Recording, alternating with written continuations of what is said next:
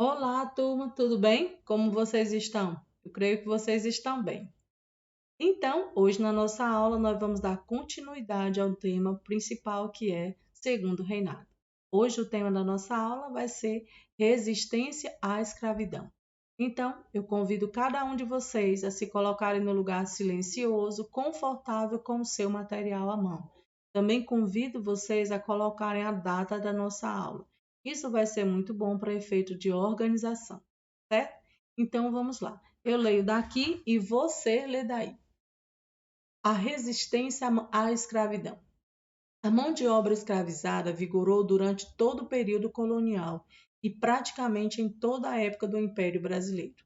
No entanto, os africanos e afrodescendentes sempre lutaram contra a condição a qual eram submetidos, não aceitando de modo passivo a escravidão. Existiam diversos modos de lutar contra essa situação. Chamamos essas práticas de resistência. Leia o texto a seguir. Vamos lá? Onde houve escravidão, houve resistência, e de vários tipos. Mesmo sob a ameaça do chicote, o escravo negociava espaço de autonomia com os senhores ou fazia o corpo mole no trabalho.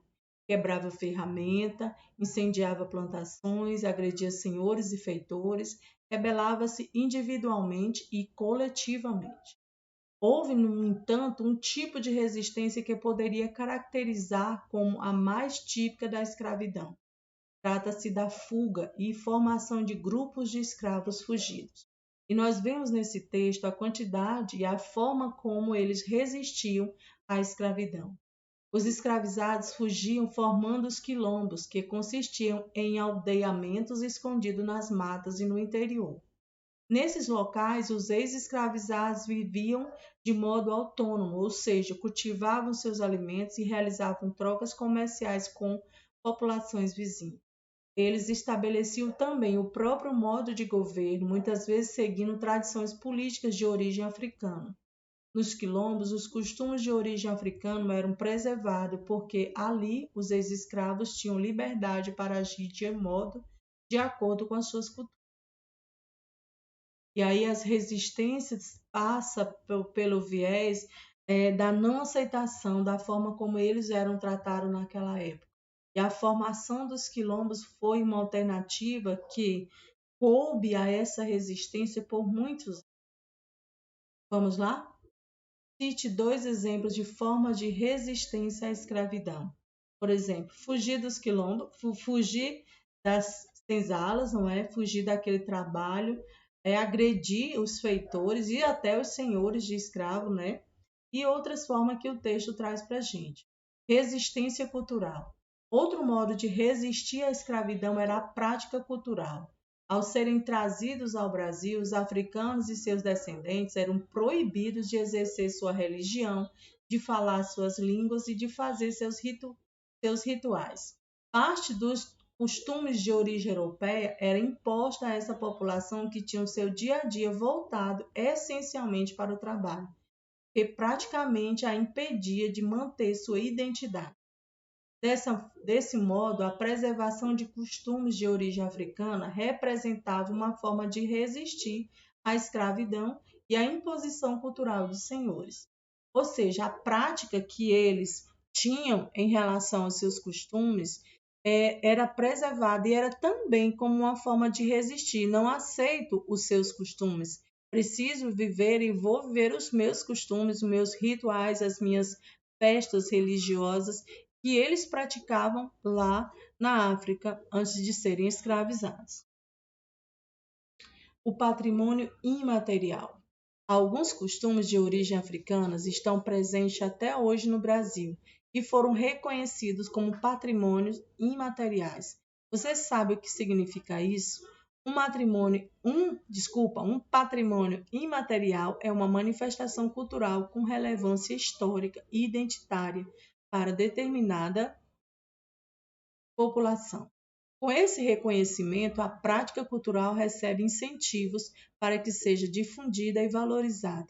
Um exemplo de patrimônio imaterial do Brasil, com origem nas tradições africanas, é o jongo.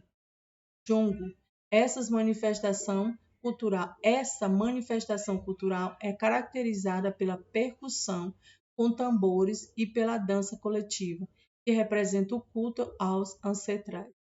O jogo é praticado desde os tempos da escravidão, principalmente no sudeste do país, região de população de produção cafeeira, como forma de manter viva a cultura africana. Aqui nós temos uma atividade que nos é proposta no nosso roteiro, mas nós vamos avançar para o nosso próximo tema, certo? Vamos lá. Aqui tem a economia no segundo reinado. A economia do segundo reinado. Vamos lá. Qual era as atividades econômicas que favorecia e fazia parte da economia no segundo reinado? Além da produção cafeeira, outras atividades econômicas eram praticadas no Brasil durante o segundo reinado. Conheça a seguir algumas delas. Erva mate, olha só, além do açúcar, lembra?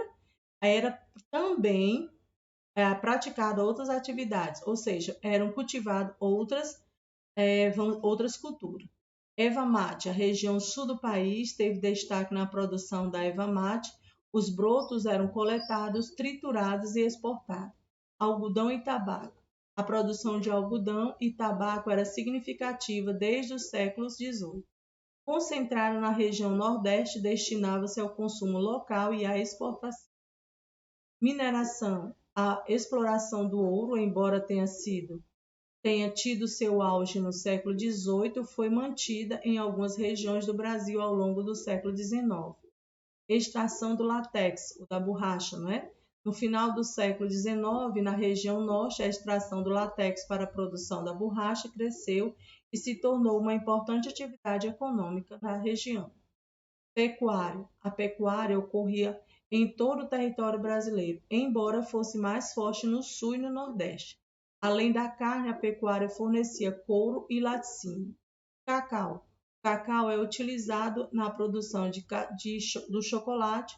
A partir do meados do século XIX, esse produto passou a ser cultivado no Brasil para ser exportado principalmente para a Europa. Você percebeu que muitas dessas atividades econômicas estavam ligadas ao ambiente rural? No século XIX, grande parte da população brasileira vivia no campo. Desse modo, o cotidiano dessas pessoas girava em torno da produção agrícola e da comercialização dos produtos citados, compondo uma economia essencialmente agrária. E aí nós vamos perceber que essa economia essencialmente agrária, ela tinha como carro-chefe, vamos dizer assim, a produção cafeeira. Mas, além da produção cafeeira, existiam outras culturas que estavam sendo produzidas em todo o território do Brasil, sendo que o destaque estava para a produção de café. Aqui nós temos um texto e de já eu quero convidá-los a fazer a leitura desse texto com muita atenção. Principalmente para responder a duas questões, e eu quero que vocês respondam essas questões através de áudio, tá certo? Então vamos lá. Agropecuária e destruição ambiental.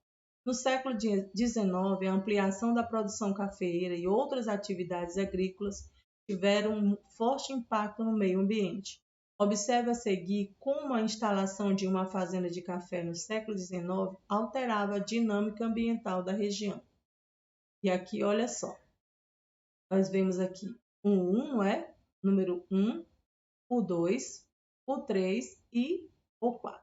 Olha só, toda uma estrutura dessa, ela vai alterar a paisagem natural, ou seja, alterar o meio ambiente, não é?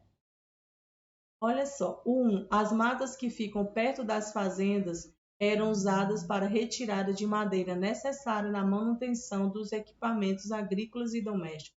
2. Os rios eram a principal fonte de água das fazendas. Com a destruição das matas ciliares, sofria um processo de assoreamento, isto é, o acúmulo de terra e detritos nas suas águas. 3. As encostas dos morros, muitas vezes desmatadas, acabavam gerando problema de erosão do solo. 4. para o escoamento dos produtos era necessário abrir estrada, principalmente que levasse ao litoral. As fazendas cafeeiras e os outros locais de produção agrícola e pecuária no período do Império eram organizadas para explorar o solo ao máximo.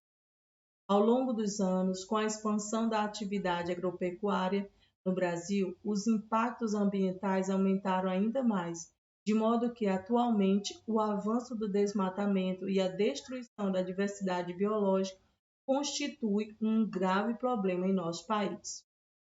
E aqui, vamos lá, faça uma pesquisa para obter informações sobre os impactos ambientais atuais no setor agropecuário no Brasil. E essa pesquisa, eu quero que vocês pesquisem, por favor, e também que vocês possam trazer o resumo dessa pesquisa através de áudio, tá certo, meus queridos? Reflita com os colegas e levante hipóteses de que forma o governo pode evitar problemas como esse. De que forma o governo pode evitar que haja mais desmatamento, que haja queimadas, que haja uma forma de produzir de maneira sustentável? Quais são as políticas públicas que o governo precisa desenvolver e efetivar em todo o território brasileiro para que haja uma produção sustentável, tentando preservar e até trazer soluções para os desmatamentos que já foram realizados. Eu quero que vocês façam essa atividade, tá certo? E o resultado dessa atividade que seja feito através de áudio. Ok, meus queridos? Então, essa foi a nossa aula de história. Espero que vocês tenham gostado. Espero que vocês possam fazer uma segunda leitura e também realizar as atividades que estão sendo propostas lá no nosso roteiro. Então, beijos e até a próxima!